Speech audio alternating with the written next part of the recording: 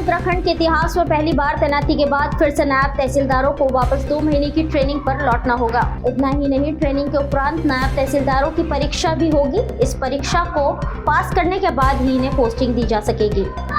दरअसल पूर्व में हुई ट्रेनिंग के बाद कई प्रशिक्षु नायब तहसीलदार परीक्षा में फेल हो गए थे। बावजूद इसके तब इन्हें तैनाती दे दी गई थी। मामला राष्ट्रीय परिषद तक पहुंचा।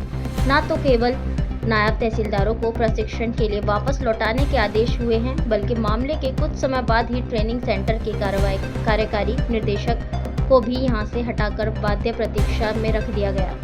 दरअसल अल्मोड़ा स्थित राष्ट्रीय पुलिस एवं भूलेख सर्वेक्षण प्रशिक्षण संस्थान में प्रशिक्षु नायब तहसीलदारों के फेल होने के बावजूद इन्हें विभिन्न जिलों में भी तैनाती दी गई। हालांकि प्रशिक्षण संस्थान के तत्कालीन कार्यकारी निदेशक शिशु कुमार ने राष्ट्रीय परिषद को प्रशिक्षु नायब तहसीलदारों के फेल होने की जानकारी दी थी।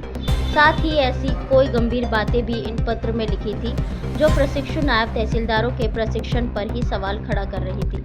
मामले में राष्ट्रीय परिषद ने निर्णय लेते हुए जिलों में तैनात नायब तहसीलदारों को वापस ट्रेनिंग पर लौटने के निर्देश दे दिए हैं। अब नायब तहसीलदार 1 दिसंबर से फिर से प्रशिक्षण संस्थान में 2 महीने तक प्रशिक्षण लेते हुए दिखाई देंगे। आदेश चंद्र कुमार यादव, आयुक्त राष्ट्रीय परिषद द्वारा दिए गए हैं। पत्र में यह स्पष्ट किया गया कि 36 के बैच में से 35 प्रशिक्षु नायब तहसीलदारों का आचरण प्रशिक्षण के दौरान संतोषजनक नहीं रहा। इन प्रशिक्षु नायब तहसीलदारों ने प्रशिक्षण के दौरान नोटिस तक तैयार नहीं किया। क्लास में मोबाइल पर व्यस्त रहने और कई प्रशिक्षण तहसीलदारों के 4 से 11 विषयों में निर्धारित मानक से कम अंक पाने की भी बात पत्र में कही गई। पोस्टिंग के दौरान कई नायब तहसीलदारों को दी गई थी प्रभारी तहसीलदारों की जिम्मेदारी।